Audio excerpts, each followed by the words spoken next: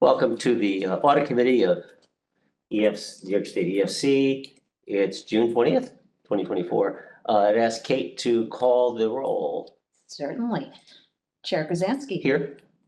Director Corcoran. Present. And Director Zarofsky. Here. I note for the record that Director DeMarquis is not with us today, but we do have a quorum of the Audit Committee. Thank you. Great. I'd ask for approval of the draft minutes from April 11, 2024. So move, Mr. Chairman. Great. Any discussion, any changes, anything? Oh, a second, sorry. Call me for a second. Thank you. Great. Got a second. Any discussion, anything that should be changed? Anybody? Great. So I move for approval of the minutes from our last meeting. So All in approved. favor? Aye. Aye. Great. Minutes are approved. Thank you. The audit committee charter has not been, there are no recommended changes. We just have to discuss this every year. I would, open a conversation about it. If anybody has anything they want to discuss, or a motion to approve it for the coming year. In a second. Mr. Chairman, I'd make a motion to approve it for the upcoming year with no changes. And just for the record, Yep. it's also a recommendation for full approval by the board as well. So that And I would further recommend it that we submit it for approval by the full board at our full board meeting this afternoon. Great. I'll second all that. We're just moving forward as is. Love it. Let's Let's vote cut in to the favor of chase. that Yeah. if you feel inclined to. So I'm in favor of that. I too am in favor of that. Great. Beautiful. Thank you. Great. So we're joined by Jeff and Grace today from KPMG, special guests. Love to hear your discussion, your findings, and walk us through the last fiscal year audit would be great. Absolutely. Thank you. Good morning, everybody. It's great to be here again after concluding another successful audit. We provided a couple documents, our main presentation, the draft financial statements have also been distributed. Those are still drafts. So if there are any sort of typographical things or anything of that nature that you do see that you want corrected, let Emily and her team know, and we'll make sure those are done before we finalize those reports as far as that goes. So I'm going to start on slide 2, and this is just kind of summarizing what KPMG believes is delivering a better audit experience for everybody. And there's 4 quadrants we typically look at, starting with the first being quality, which is at the top and foremost of what we do. We've made significant investments in training of our employees as well as of our technologies and other aspects to ensure that we are delivering the highest quality audit to everyone that is reliable on the industry as far as that goes. We also bring to you the experience between our team and various resources, whether it be the team that works in the field, as well as our Department of Professional Practice, if any matters that might come up, and then any technical areas, such as with our actuaries, as they kind of review the assumptions that are utilized in your various reports, and we bring that all together as part of your audit. From a productivity standpoint, we continue to invest in tools to help modernize the audit, so we're not just kind of selecting samples, we're making sure we're analyzing things through use of those tools to bring together an overall better audit. And then trying to bring any insights that we're aware of and sharing that with you, such as the briefing packet that we've kind of included in the back about hot topics on audit committee's minds for the 2024 season. Going to slip over to slide 3, which is kind of the overall summary of the audit results. We're pending completion of all the outstanding matters that are listed here, which are really just our down-to-date procedures, finalization of documentation, as well as obtaining the management representation letters. We plan on issuing an unmodified opinion, which is a clean audit opinion and the highest ranking opinion that you can get related to these financial statements. As part of that audit, we didn't identify any uncorrected or corrected misstatements throughout the entire audit, and there were no significant deficiencies or material weaknesses. We will also be issuing a report on the investment compliance with Section 2013 of Title II of the official compilation of code, rules, and regulations of the state of New York. This is the investment compliance report that's required to be submitted by June 30th. As part of that, we evaluate both management's policies as well as requirements by OSC and didn't identify any deviations associated to those policies. So overall, a very good, clean audit year. I'm going to slip over to page 5, which is the required communication. We won't go over everything in details. There are certain things we'll highlight as we go through this presentation. For the most part, there's no matters to report. I think it's worth highlighting that when we met with you back in the winter, we identified our audit plan at that point. We had no deviations from that plan. We held true to that plan and we executed that plan, and there was no reason to deviate from that plan. On page 6, just a couple of the audit matters that we'll highlight related to any consultations. There were no difficult or contentious matters which we were required to go to outside parties related to the audit. From a management standpoint, they were full and transparent, provided all information we requested, and more than willing to provide any answers to any questions we had throughout that process. We didn't identify any actual or suspected fraud involving management, employees with significant roles in internal controls, or any other matters that would result in material misstatement in your financial statements. There are, on an annual basis, typical written communications, those being your engagement letters and management representation letters. Those are provided as part of our final documentation, but also on file with management once those are completed as well too. One of the crucial aspects of the audit is making sure that we remain independent throughout the entire audit, and we evaluate that throughout the ongoing process. We're happy to report as of today that we are still independent with respect to the corporation as defined by the professional standards. Moving on to slide 7, just a little bit about the auditor's report. So again, as I mentioned, we'll be issuing an unmodified audit opinion. Consistent with the prior years, there will be a couple extra paragraphs in there. These are related to your required supplementary information, such as your OPEB schedules or the management discussion analysis. We are required to review that in relation to the financial statements. It's important to note that we didn't identify anything different related to those financial statements or materially inconsistent. Additionally, there are some supplemental schedules that break apart the financial information that's consolidated in the front between the two different funds. In another information paragraph is included related to that. And again, similarly, we didn't identify any sort of issues. As far as deliverables, once we do finalize the report, we will be issuing the independent audit report on the basic financial statements. Additionally, under government auditing standards, we are required to issue an independent audit report on internal control of financial reporting and compliance and other matters based on a financial audit performed in accordance with government auditing standards. This is a report that we would issue that if during our audit we identified any significant deficiencies or material weakness, we would communicate those. The report will indicate that there were no significant deficiencies or material weaknesses as we alluded to before. And lastly, we'll have the report on investment compliance in accordance with section 2013 of Title II of the Official Compilation Code, Rules, and Regulations of the State of New York. In addition, throughout the remainder of the summer, once we finalize these, we do have to continue through our work where we'll be working on the uniform guidance audit and auditing those programs. And once we complete that, we'll issue a report of that as well too. So with that, I'm going to turn it over to Grace, who will bring us through some of the summary of audit results. Perfect, thanks. So on slide 8, I'll start with that. So we're looking at our significant risk that we identified was management override of controls. Management is in a unique position to perpetrate fraud because of its ability to manipulate accounting records. And it's present at all entities. We did not find anything of note. Moving on to slide 9. So I'll go through these relatively quickly. As Jeff mentioned, there are no findings, so you can feel free to read through, the full list of our procedures. But cash and investments, we confirmed all balances in cash and investment accounts, assessed the appropriateness. We tested the investment compliance, as Jeff mentioned. For bonds, we confirmed the outstanding balances and vouched to new financing arrangements. Moving to the next page, bonds payable, we confirmed outstanding bonds payable with the trustee. We assessed bond offering official statements. For OPEB, we utilized our KPMG actuary to assess the methodology and assumptions used by management. Had no issues. Moving on to slide 11, grant income and expenditures. We did vouch to supporting invoices and had no issues there. Financial reporting, we performed overall evaluation of the financial statements and related disclosures. We also assessed the tax exempt status of the corporation. For contingencies, we did conduct interviews of senior leadership as well as general counsel, and we received external confirmations as well. Subsequent events, we did not have any noted. Moving on to the next slide. Slide 12, as Jeff mentioned earlier, we have other information included, which includes management's discussion and analysis and required supplementary information.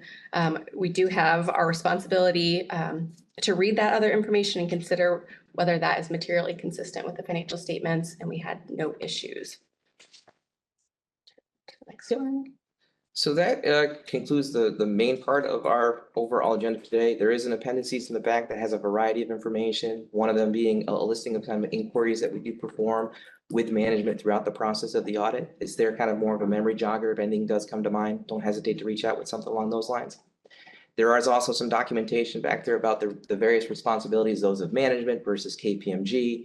And lastly, like as I mentioned before, there's a summary document that talks about some of the hot topics that are on board agendas for the upcoming year. It's written for both public and private boards, so some topics may not apply, but it's just a good kind of document to kind of look at as we go through things. So that concludes what we did have prepared. Again, it's been a smooth, clean audit for the current fiscal year, so we'll ask if there are any questions. Any questions for us? We'll get a chance to meet with the auditors privately, but in this full room, anybody have anything they want to ask, talk about? No, and thank you for the work and the clean opinion. Sounds great.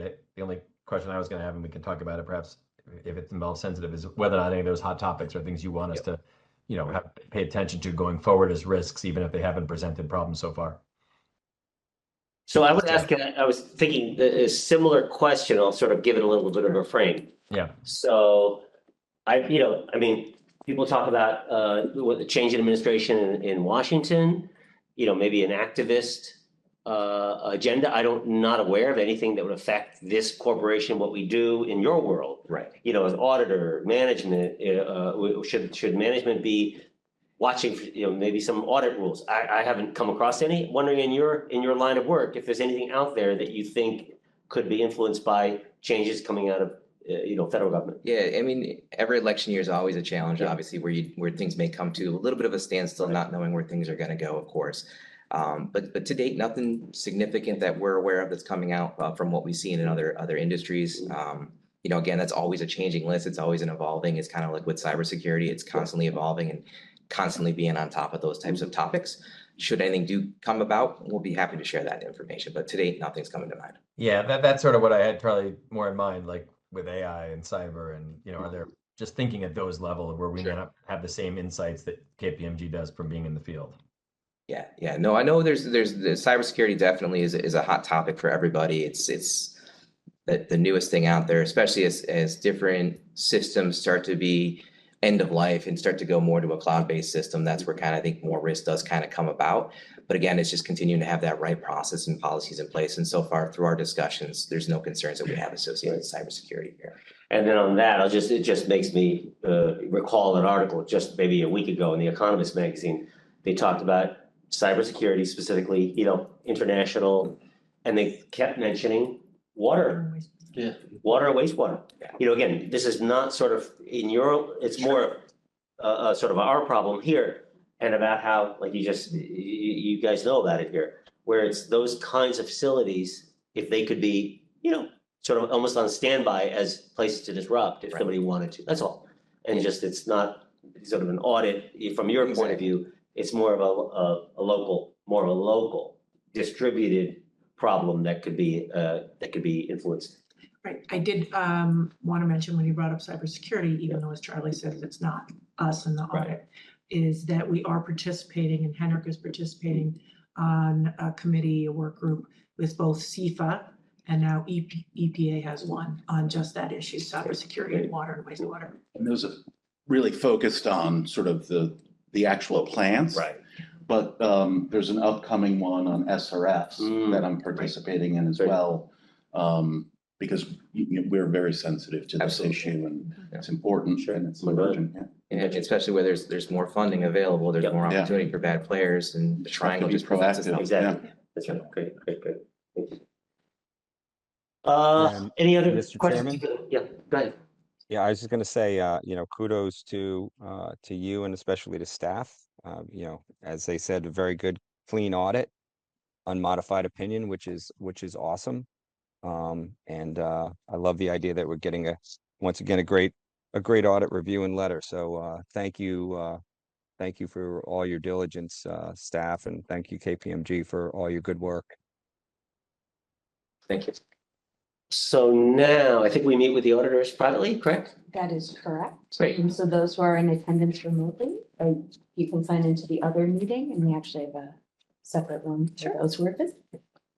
Thank you. We're back. The audit committee is here still. I think we're still in the audit committee, right? We don't have to Correct. We just had a private meeting with Grace and Jeff from KPMG, the audit committee.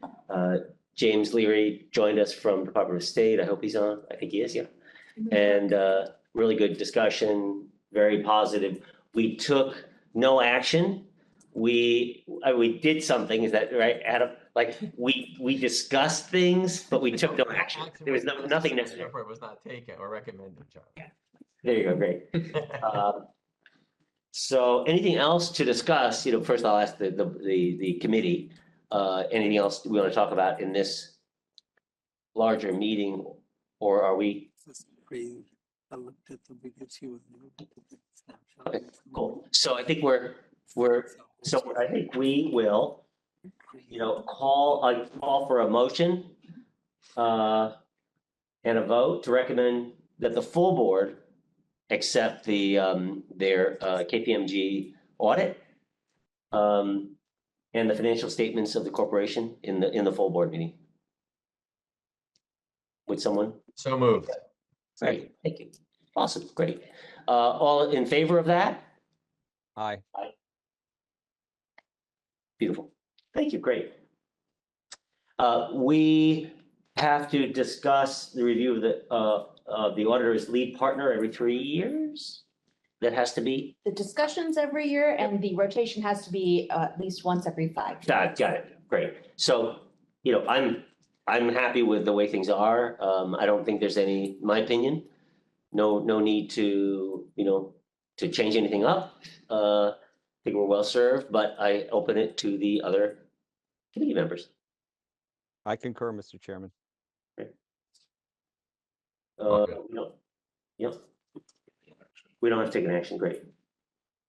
We do have to talk about the internal audit function. That's something we talk about every year. We don't have an internal auditor. And, it's just, again, we've been talking a lot about these types of issues. And worth having a discussion every year about it. And if anybody would like to chime in one way or the other about EFC having an internal auditor or not. I believe, Charlie, didn't this topic come up there was a conversation, I believe, last year at some point about whether or not, Christine, I think the general consideration was there was not necessary given the structures and controls were in place. I guess my only question would be, has there been any change or any events between that time and now that anyone would want to, bring to the attention? But I think we've gone over this before, if I remember correctly, at some length, and come to that fairly considered view. Yeah, we do it annually. Yes, right, every year, yeah. Public authorities. Yeah, we talk about it every year. I think the only change that's happened is that we continue to work to strengthen Yep. the internal controls and our review, get more staff. We have our CFO now, so I think it's only in the positive. And I'll add, Grace and Jeff actually talked about that, where, there are things you can't be, like cyber, you can't be totally, oh, wow, we've got it covered, but you try as hard as you can to stay up on it. And again, it could involve an internal auditor, but at this point, at this time, that's what the discussion's about. I personally don't see anything that would point us in that direction of adding somebody to do that. But again, I look around the table and I'm open to any opinions on that. I think I just echo what Maureen was saying. I think the guiding navigational star here at this corporation is constant improvement. Right. And, we're constantly testing our internal controls and, Yep. And like you said, meeting with other entities, other state agencies, federal partners. Like you said, reaching out to other regulators as well. And with respect to cyber, we're testing.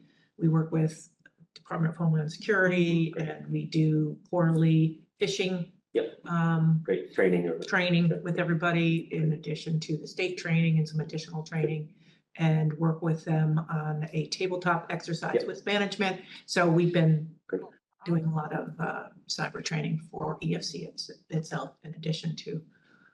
our Phishing recipients. training is increasing in difficulty. Yeah. Oh, I Yes. think that's you bet. things they really We test. all pass, and so Yeah. it gets harder the next time. Yeah, understood. Tisha does a great job. Yeah, They good. really do. That's They have a great. very robust Good to hear. Right. framework. And we work with them when we find that a municipality has had an Right. issue and they've been compromised. Exactly. Because that's important. We haven't had our systems compromised due to municipality, but we Yeah. do work with them Good. when we found out that they have. Thanks. Good discussion. I think just based on the discussion, I think that, if somebody wants to, make the motion that we are not going to go in the direction of an internal auditor this year, but we'll talk about it next year, I would welcome that motion. I we would need an just, actual motion?